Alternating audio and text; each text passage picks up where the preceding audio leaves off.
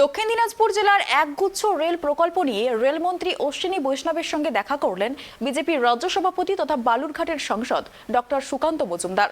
বুধবার রেলমন্ত্রী দপ্তরে গিয়ে দেখা করে দাবি দাওয়া পেশ করেন তিনি। দক্ষিণ দিনাজপুর জেলার জনগণের চিকিৎসার সুবিধার জন্য বালুরঘাট থেকে কাঠপাটি পর্যন্ত একটি নতুন ট্রেন। বালুরঘাট রেল স্টেশনকে অমৃত ভারত প্রকল্পে এনে স্টেশনের আপগ্রেডেশন। প্রস্তাবিত বুনিয়াদপুর কালিয়াগঞ্জ রেলপথ সম্প্রসারণের কাজে দ্রুত জমি অধিগ্রহণ করে রেলপথ নির্মাণ। বালুরঘাট থেকে শিয়ালদাহ পর্যন্ত একটি নতুন ট্রেন চলাচল। দক্ষিণ দিনাজপুর জেলার গঙ্গারামপুর বুনিয়াদপুরে একটি স্টেডিয়াম নির্মাণের প্রস্তাব। কোচবিহার থেকে দেহগড় পর্যন্ত ভাইয়া মালদা একটি নতুন ট্রেন। মাননীয় রেলমন্ত্রী শ্রী অশ্বিনী বৈষ্ণবের সাথে প্রায় 15-20 মিনিট ধরে দীর্ঘ আলোচনা হয়েছে।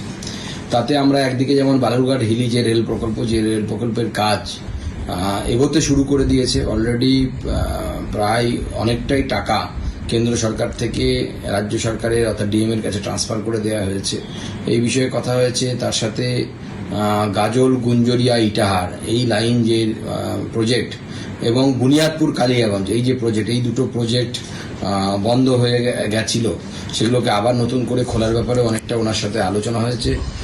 তার সাথে বালুরঘাট সহ দক্ষিণ দিনাজপুর জেলার রেলের যোগাযোগ উন্নতিকরণ থেকে শুরু করে আপনার রেলের জায়গায় গঙ্গারামপুর বা বুনিয়াদপুরে একটি তৈরি করা, ওখানে জায়গা আছে, সেখানে একটি স্টেডিয়াম তৈরি করার জন্য আমরা প্রপোজাল দিয়েছি রেলের তরফ থেকে, এবং আমরা স্পোর্টস মিনিস্টার অনুরাগ সিং ঠাকুরকেও প্রপোজাল দিয়েছি আলাদা করে, যাতে ওখানে একটি স্টেডিয়াম তৈরি হয় রেলের জমিতে।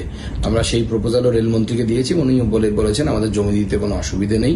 তো এই সমস্ত বিষয়ে দক্ষিণ দিনাজপুর জেলার রেল পরিকাঠামোকে উন্নয়নের জন্য যা যা করা দরকার মাননীয় রেলমন্ত্রী বলেছেন তার সহযোগিতা সম্পূর্ণভাবে থাকবে। রেলমন্ত্রী অশ্বিনী বৈষ্ণবের সঙ্গে দেখা করলেন বিজেপির রাজ্য সভাপতি তথা বালুরঘাটের সাংসদ ডক্টর সুকান্ত মজুমদার। দক্ষিণ দিনাজপুর জেলার একগুচ্ছ রেল প্রকল্প নিয়ে রেলমন্ত্রী দপ্তরে যান তিনি। বুধবার রেলমন্ত্রী দপ্তরে গিয়ে দেখা করে দাবি দাওয়া পেশ করলেন। বালুরঘাট থেকে সন্তু দাসের রিপোর্ট, ট্রাইব টিভি।